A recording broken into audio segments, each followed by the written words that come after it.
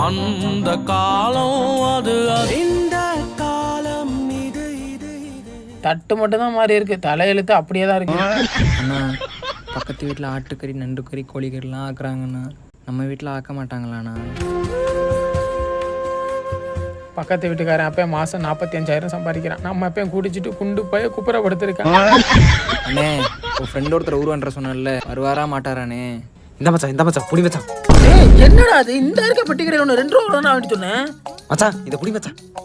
என்னடா அது எங்கடா வாங்கினதுலாம்? நம்ம ஸ்ரீபெரும்புதூர்ல.